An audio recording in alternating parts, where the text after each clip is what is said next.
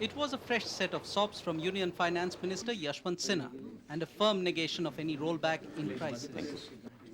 The amendments to the Finance Bill 2000 introduced tax incentives for the information technology, housing and pharmaceutical sectors. There would be no tax on venture capital income, and employee stock options would be subject to capital gains tax on sale. I think this SOPs, I would rather call them the corrections, should have come really in the budget itself. Then it would have made considerable difference to the stock market and to the general expectation in the business community.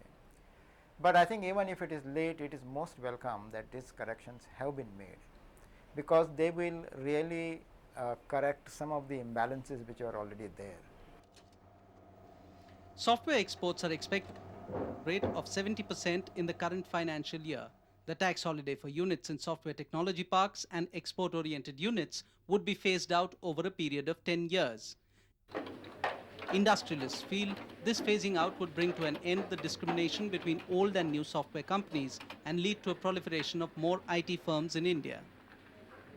The compulsion behind extending the exemption on export profits for the next 10 years, even for units which will be registered from here on in, was the fact that you would otherwise have created a discriminatory treatment in favor of those who had already registered, but which only shows up, to my mind, the error in giving the concession in the first place. What you are really now doing is you are being forced to commit a second wrong in order to rectify an earlier wrong. There was some confusion on the allowability of tax benefits under EOUs and other such IT related areas. He has clarified that these will be progressively dismantled after 10 years. That means if you set up now, you will have it for 10 years. If you set up next year, you will have it for 9 years and so on. So that's a very, very good step. To give a further boost to the housing sector, the income tax exemption limit on housing loans has been raised from Rs 75,000 to Rs 100,000. The move aimed to revive the cement and steel industries would also give housing finance companies a shot in the arm.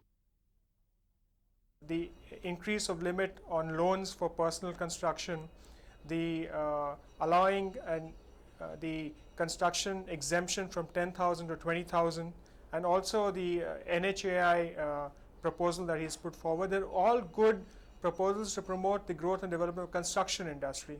The kind of loans which one takes for house construction or buying a house are quite substantial, and you have to sometimes borrow 15 lakhs, 20 lakhs of rupees. So the interest payment on that is a very substantial amount, and if that interest is allowed exemption, naturally it will in fact reduce the cost of borrowing. I mean, it comes to that really. The modified amendments to the finance bill are expected to lead a Sensex rally and undo the persistent bear hammering on the bosses. The 10-year tax holiday for research and development in the pharmaceutical sector and the 150 crore fund which is being set up is likely to have an impact on the biotechnology sector. With the Indian economy growing at a rate of 6 to 7%, the finance minister's message was clear. If, as some initial projections suggest, the monsoon this year turns out to be below normal, then it will be an interesting test case, because it will be the first time since the reforms that you have a bad monsoon. India has been really fortunate to have such a succession of good monsoons, and we will know if there is a bad monsoon whether the growth rate has been sustained thanks to reforms or it has been sustained thanks to unprecedented run of good monsoons. Grab knowledge to empower the masses. After all, an upbeat economy is the bottom line.